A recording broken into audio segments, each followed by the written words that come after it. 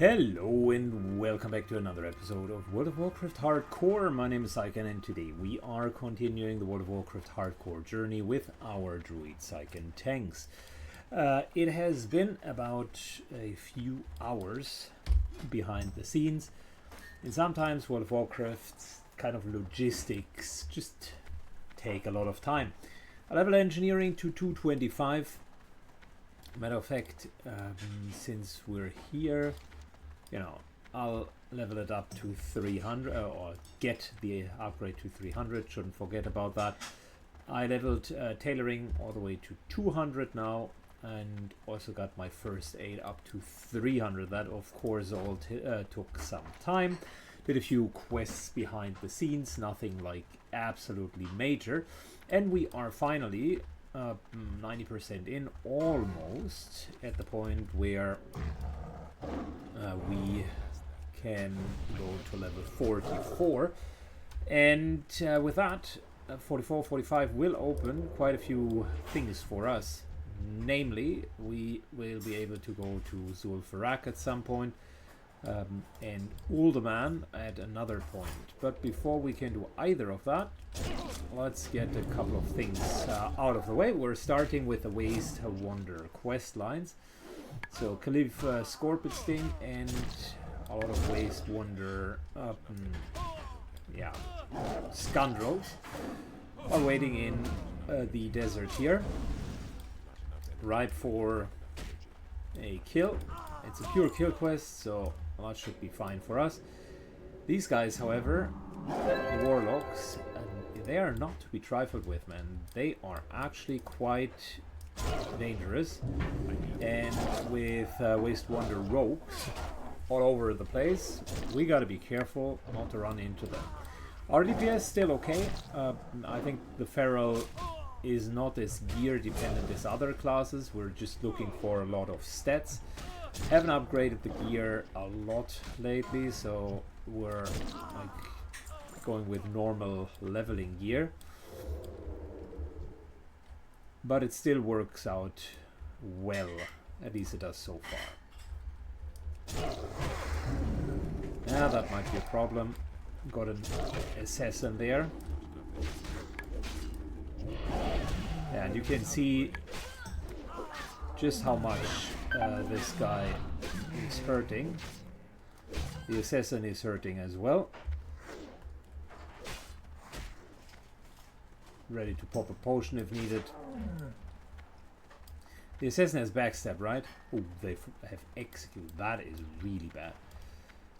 Can't let that one. Can't let that one happen. We were still above the threshold, but yeah, you can see that pulling 2 can become a problem here. The biggest problem with the wastewater Warlocks is they're effectively always coming in pairs with their Void Walkers, and contrary to like normal Void Walkers who deal almost no damage whatsoever, these Void Walker minions slap. They are absolute savages. Whenever you're kind of below 50%, that's the point in time where either an assassin comes in or a rogue comes in, and you do run into a problem.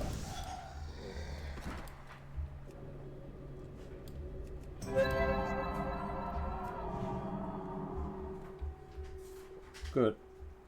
Innovate into drinking up fully.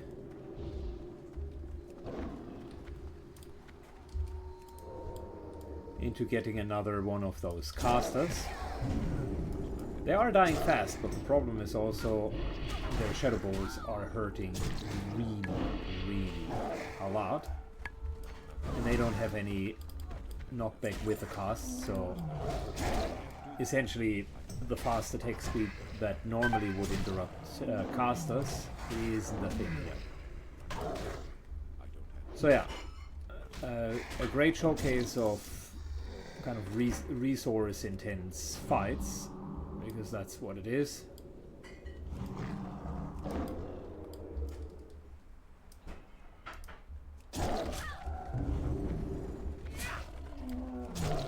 We need to overall kill Shadow Mages and Rogues. Do we need to get down Assassins? I don't think so.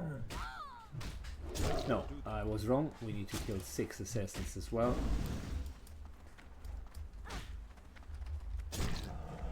So it's a nice mixture of all of them.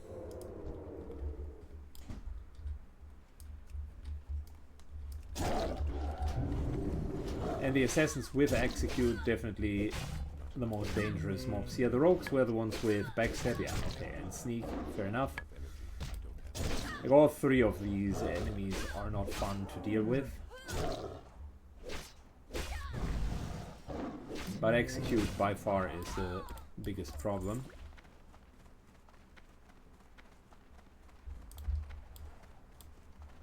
And in the middle of it, kind of around here, between this area, Khalif's Scorpion Sting is walking.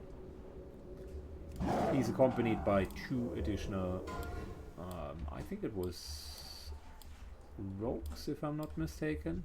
So gotta be a bit careful there.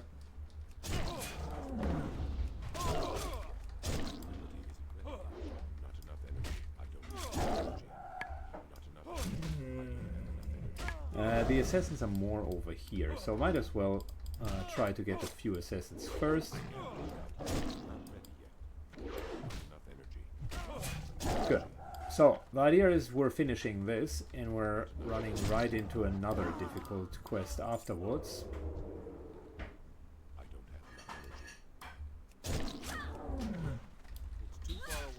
Which would be over here, level 45. I hope that at this point we're almost level 44.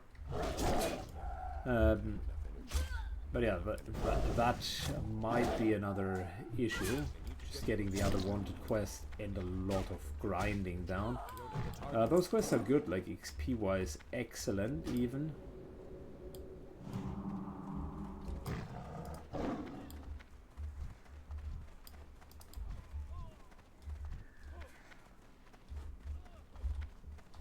It's priest plus hunter again. Okay, nice. Yeah, lots of duos here. There are the assassins. That's what I was looking for. Let's start with getting those guys down. We need 6 assassins. Okay, fair enough. Oh, I by the way got a couple of new toys. One that I can try at the next pull.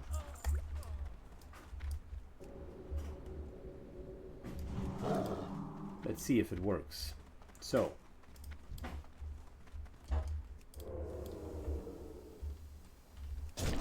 kill the assassin. Do that, and here it goes. Mini assassin it is. Funny. All right. That might be what we will need to do when we're fighting against Khalif's Scorpion Sting. Diminishes the damage that the assassin is doing, and will allow us to finish also more difficult encounters.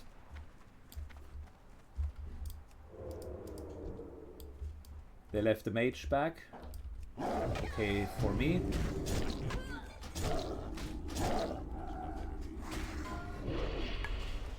You can see they absolutely slap.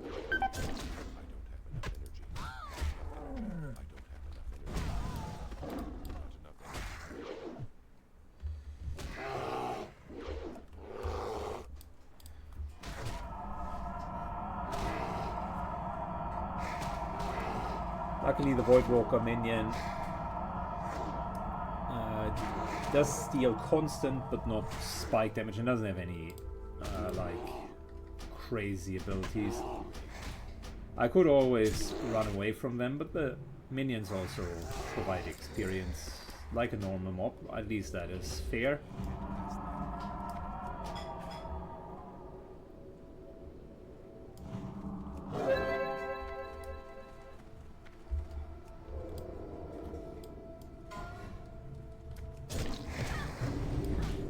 Another attack. This time we're still having a regrowth going. And Shadow Bolts were coming in way too late from them. So that guy did not have a big chance. We were getting him down right away. I think we've seen enough of the waste water stuff. There isn't really that much more to it. Already showcased most of the fights here. Let me fast forward until I'm done with the kill quests here. Alright, I ran into that other druid. That was actually a fun situation. Who started to kill Khalif's Scorpion Sting, and the thing went completely off the rails for him. He was at 10% hit points maybe.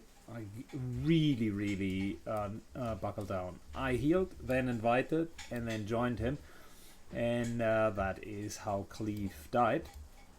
Would have been a hard fight otherwise for us, but I think that was just a fateful event that happened in our favor. And we're now one quest line richer without needing to really fight the Khalif by ourselves. In the meantime, let's just clear those camps. Nice. Another single Shadow Bolt. And we're almost done. 8 mages, 1 more assassin that we will need.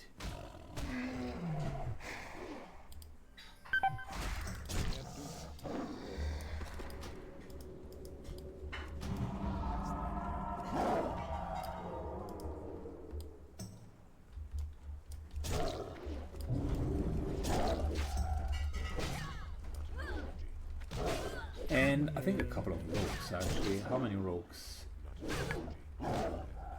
Just mages and assassins. Okay, easy. So the whole thing worked out way better for us than originally anticipated. I thought we would get severely beaten up here because we're under-leveled, but apparently that's not the case. Quite the contrary, we're holding our ground. We just need a few more mages to die, and then we're done with it. So fast forward.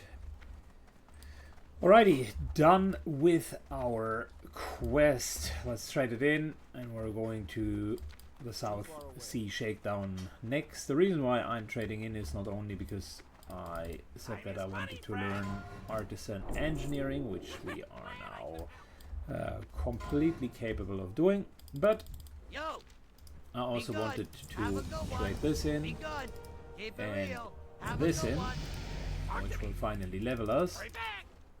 Couple of pouches for a little bit of extra XP. Nothing major, but still good. Scroll of Agility comes in nicely.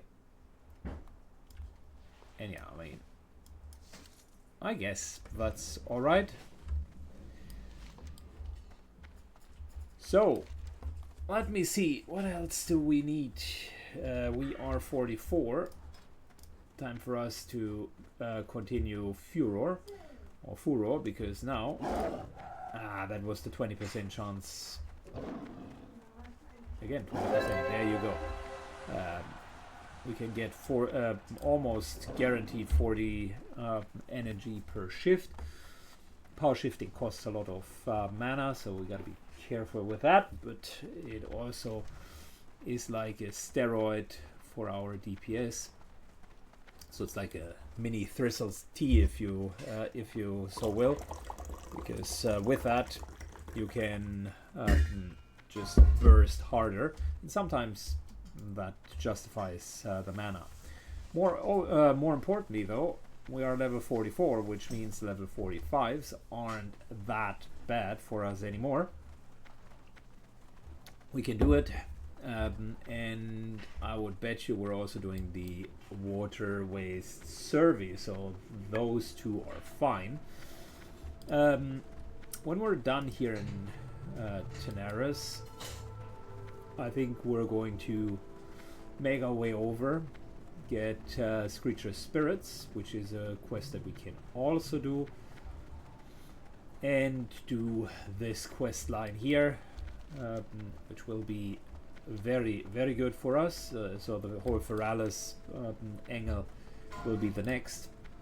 Both together should generally mean that we are getting to level 45, at which point I will be trying to get an Alderman group together. Not only do I want to tank the dungeon, but it's also going to be great follow-up experience. The Platinum Disc, kind of the final quest in Alderman, does have a follow-up down here, which is super good, and then leads into a whole follow-up in Zul'Farrak, and then the Screecher quest that we're doing here goes into Zul'Farrak and Sunken Temple. So there are a couple of like inter-dungeon quests that I want to do by doing the dungeons in the right order. It would of course also be an interesting deal to get a Zul'Farrak group going. So I mean, we're level 44, right? So we're not going to tank it. But say if someone was looking for a single DPS for Zul'Farrak, and we're already here, then I think we could do that as well. See, there's Uldaman. They need a tank, but I'm a level too low for that.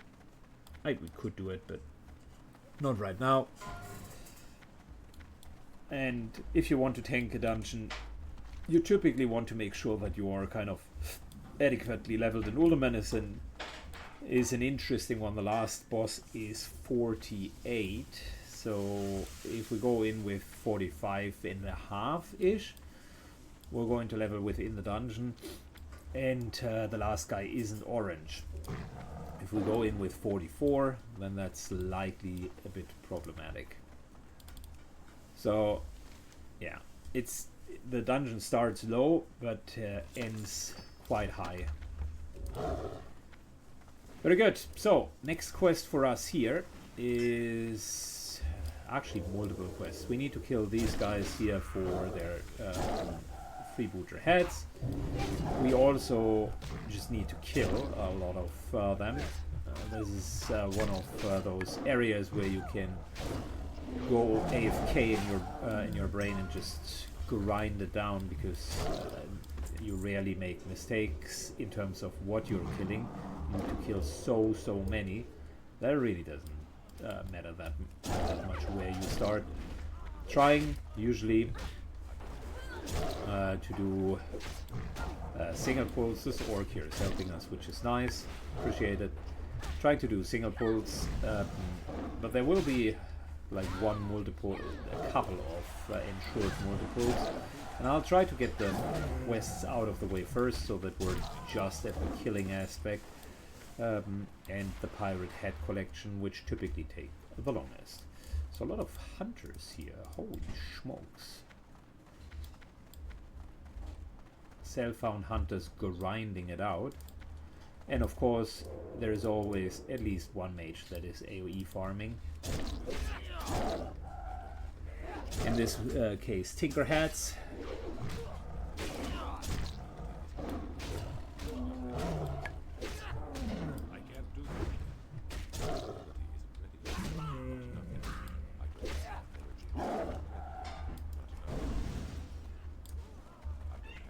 There's one of those spots where you're always finding mages.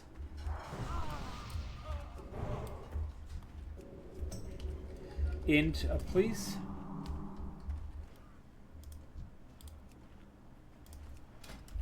Can I get some water, please? Thank you.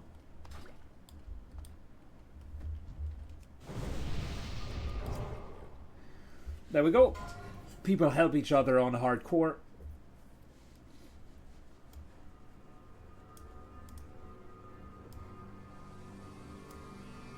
So, one of our targets will be Firebeard, who is spawning right there. Don't need to kill him right now.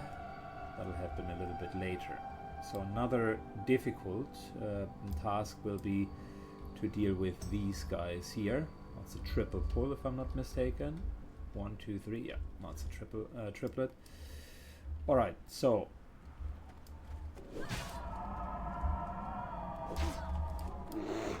not exactly how I was envisioning the triple pull to go. But maybe we can pull it off, who knows. I wanted to pre-heal a bit more.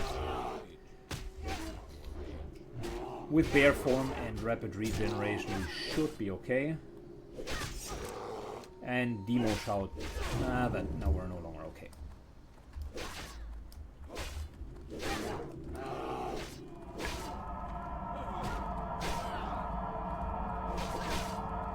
Okay, let's move out.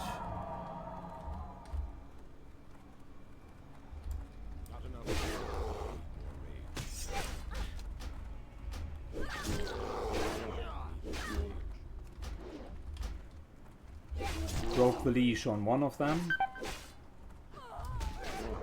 Fantastic. Good.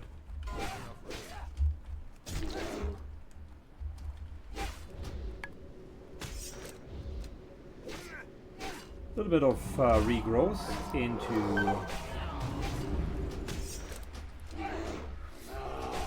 more rage, into getting these guys down. Just needed to isolate them. I don't want to fight them inside. The druid has a lot of sustain, and the bear form does more damage than one might think.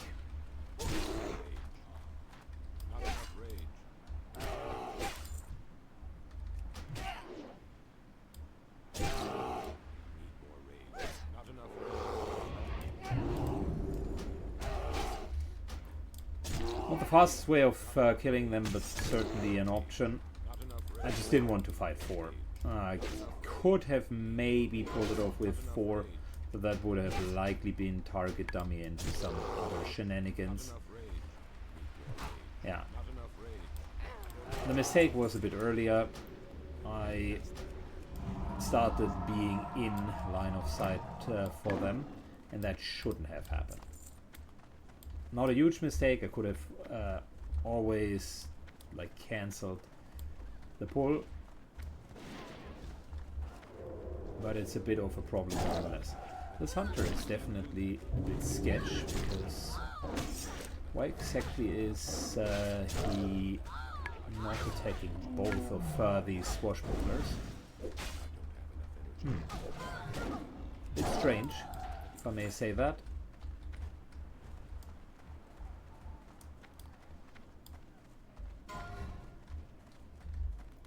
Almost looks like a bot, but you never know these days. The whole bots are becoming a bit of an epidemic in hardcore, or in World of Warcraft in general. I do understand that it is attractive, specifically in low-income countries, to use the economic finances of higher income countries and just use gold as an exchange rate. But that is, in a sense, like money. Well, it's not really money laundering, unless there is like criminal money that's invested in it. But the whole thing about sweatshops and people being forced to play World of Warcraft in order to make an income, there were reports, or quite a few reports about that. You can never like fully get rid of that in an MMO, and lately, due to kind of the quality of scripts, humans have mainly been exchanged or altered with bots. So these guys have like dozens and dozens of accounts, and they're basically running more or less intelligent scripts that are going to play the game for them.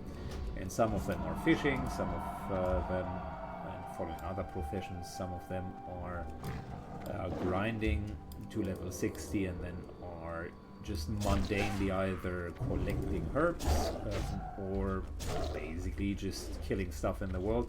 that they then sell, most often the kind of normal animals, because their proceeds give the biggest raw gold value. And that's how gold is being created. And since in the World of Warcraft hardcore realm, you're losing all of your equipment and all of your proceeds when you're... thank you. Well, let's invite him and hope that we can tag along. Might not be a bot because he accepted the invite. Thank you. Might not be a bot, maybe he's just a player. Anyways, that, by the way, was the other request that we needed to do. Train of thought with the bots, since those bots will hunt normal animals or whatever mob they can really find. You will see them basically 24/7, just killing stuff, gathering money, and then sending it to other players. Not directly to other players, typically to bank outs, and it's being distributed from there. But the bottom line is that is how quote-unquote gold farming happens. And then, since there is that steady outflow of money from hardcore, you're ending up with a very rich gold mine and economy. It's funny because there are even leveling services, which, mind you, are not necessarily botting, but like manual leveling. And there was a bit of a, shall I say, drama around some of the streamers using leveling services. They went into World of Warcraft, essentially showcased in more or less clear fashion that they are not very good at the game, which is fine by itself, it's not an issue, but they immediately jumped into hardcore, which typically is not the type of game mode that any new player would take, just because it was famous at some point in time. And then when they couldn't reach the highest level, they were basically either paying others for direct services in-game, or they were paying others to actually play their character off screen. So there's a whole industry around that. I personally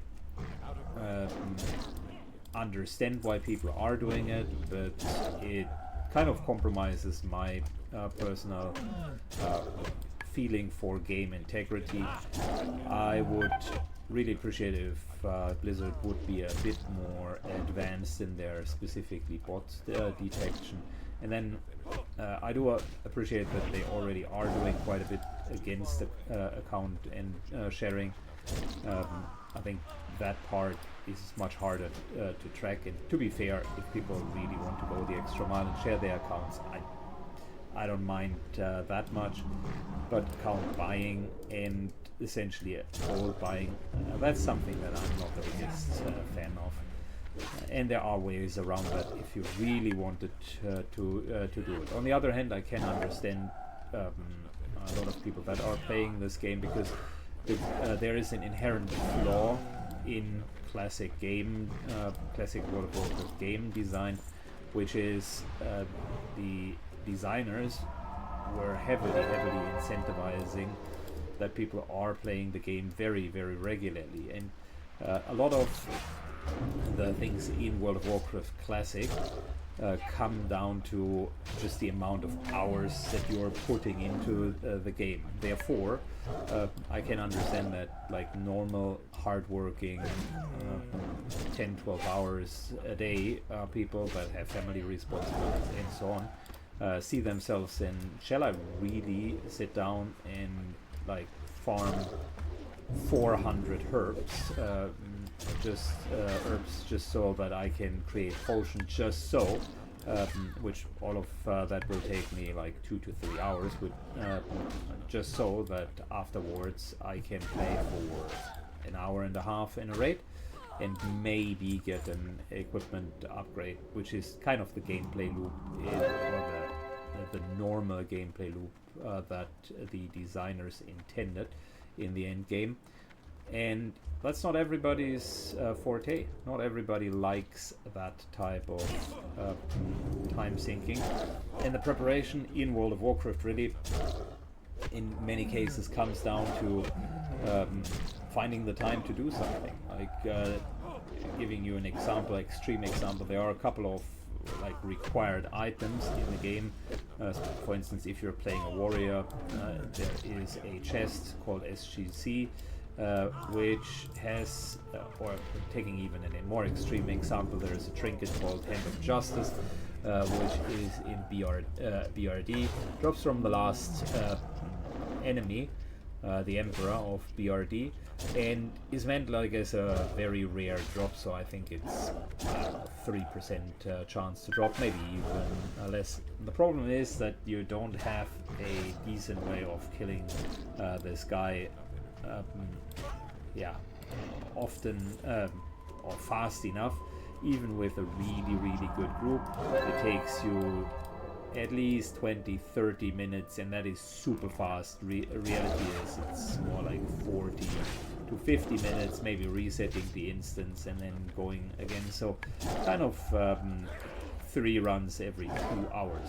And if you just go according to the drop rate, and even if you have a perfect group that is just there for you, you don't need to fight for it, you are expected to run that thing between 30 and 50 times just to get that item, and that's 1 out of 17 or 18 items that you need. So you can already extrapolate just how long it takes to gear a character, just for that to then be obsolete a little bit later. So I can understand why people instead would say, you know what, I credit card swipe, pay $6, $10, $12 and instead buy another trinket that is maybe not as good, but reasonably good, or even buy reputation and then get an even better trinket afterwards, but I pay $100. So many people like convenience, and money, time has an opportunistic value, of course, so I can understand it from that standpoint. What I will say though is, for me, that goes very closely into the pay to win mentality, where you're basically just shortcutting game mechanics. Is the game mechanic great? No. Could there be better game mechanics, such as you're killing the Emperor and get a currency, and after a set amount of currency you can buy that item, or you can roll for it, or there's a forgivingness mechanism, assuming that if you've ran it so and so often, you're guaranteed a drop. So there are many ways how you could have done that, but the idea of World of Warcraft was to have people like mildly to heavily addicted, and since you're playing it a long time, they wanted to make sure that you always have something to do. That was the whole concept behind an MMO, and people were striving for that. So fast forward, if you're playing it today, of course, all of that is a bit more streamlined, and people are basically just paying for services, whether that is getting world buffs or whether that is real in-game advantages. And while Blizzard is not offering them, correctly so by the way, players are stepping in, or little companies are stepping in and are kind of filling that void. Anyways, that was a long train of thought around pay to win mechanics in World of Warcraft.